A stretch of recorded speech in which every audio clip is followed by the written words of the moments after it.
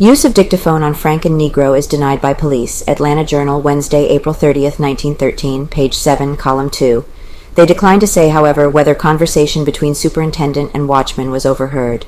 Was Mary Phagan seen at 5 p.m.? J.L. Watkins says he saw her near her home. Chemist's tests shows no blood under Negro's fingernails. A report that there was a dictaphone in the room in which Leo M. Frank talked with Newt Lee, the Negro night watchman, at police headquarters Tuesday night in a supposed effort to wring a confession from the Negro, was denied Wednesday by both Chief of Detectives Lanford and Chief of Police Beavers. Neither official, however, would say that the conversation between the factory superintendent and the Negro was private. They were asked directly if any member of the police or detective departments heard what was said between Frank and the Negro, but declined to say.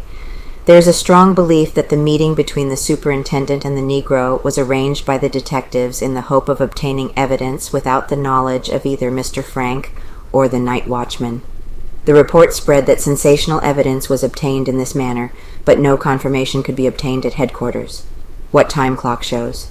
Despite the Negro watchman's statement that he passed every half hour through the machine room where it is presumed Mary Phagan first battled to save her honor and her life, an examination of the clock's record, which was brought to police headquarters Tuesday afternoon, developed that the clock had not been punched from midnight Saturday until long after the body of the murdered girl was found. The time clock record shows that the instrument was visited regularly up to 9:25 o'clock Saturday night. It was next punched at 10:29 o'clock. Next, the instrument records a visit from someone, presumably the night watchman, at midnight. The clock was not punched between 2 o'clock and 3 o'clock in the morning, considered of far more importance that the irregularity of the visits of the watchman to the time clock, despite the fact that his previous record shows that almost invariably he punched the clock each half hour on past nights, was the finding by City Detective John Black and Harry Scott of the Pinkertons of a bloody shirt stuffed in a barrel at the Negro watchman's home on Hendricks Avenue. Between the irregular adjustments of the clock, the Negro would have had ample time to visit his home, it is said. Still, the detectives argue, the evidence against Lee might have been planted. Lee was confronted with the bloody shirt, and he says that he hasn't worn it in 2 years, and that when last he saw the shirt, it had no blood on it. His wife declares that he left the house Saturday wearing the shirt he now has on at police headquarters, says he saw her at 5 p.m. JL.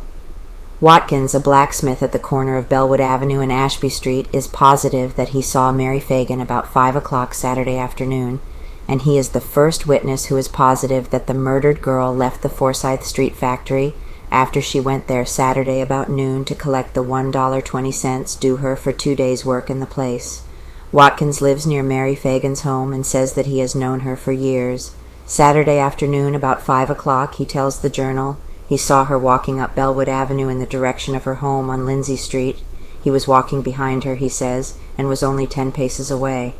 I am positive that it was Mary Phagan, said Mr. Watkins, and I have known her as a neighbor for many years. When I last saw her, she was cutting across a vacant lot towards Lindsay Street and her home. She was dressed in a blue skirt and white shirtwaist and was bareheaded. Watkins was located by the detectives Tuesday and made substantially the same statement to them that he has to the Journal. No blood under nails. A chemical analysis was made Tuesday night at the direction of Chief of Detectives Lanford of the dirt under the fingernails of Newt Lee. The analysis proved a point in the Negro's favor rather than against him, since it developed absolutely no trace of blood. It developed Wednesday that on an investigation by the detectives, the supposed blood fingerprints on the dead girl's arm were proved to be paint fingerprints, and according to Chief Lanford, the paint might have been on the arm for weeks. All efforts to break Lee down and force a confession or more complete statement failed Tuesday night. Francis E. Wright of Pulliam Street, salesman, assisted the detectives in sweating Lee during the evening and emerged from a long conference with the statement that the Negro must be innocent. There is also a growing impression among the rank and file at police headquarters that the watchman, despite the circumstantial evidence against him, did not commit the crime. Walter Graham, a young white man of 75 Marietta Street, smuggled a Derringer revolver into a cell at headquarters next to Lee, and Tuesday night discharged the weapon. Lee was badly frightened by the report, but when visited shortly afterwards by the detectives had not weakened. Frank keeps calm. Leo M. Frank, superintendent of the factory, a thin, wiry man who wears eyeglasses with thick lenses and whose use of dictaphone on Frank and Negro is denied by police. continued from page 1, does not appear to be in the best of health, is taking his imprisonment very calmly. When he was told by the Journal of the result of the examination of the time clock record of his factory, he showed great surprise. "I don't remember ever having heard of Lee's failing to punch the clock at regular intervals," he said. "While I do not examine the record each day, if the Negro failed in his duty, it would have been reported to me immediately. Lee has been unusually faithful about his duties."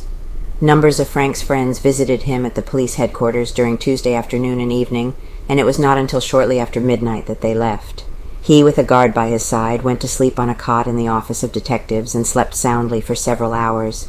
J.M. Gant, whose attorneys Gober and Jackson took him before Judge George L. Bell of the Superior Court on a writ of habeas corpus Tuesday afternoon, has been transferred at the judge's order to the Tower.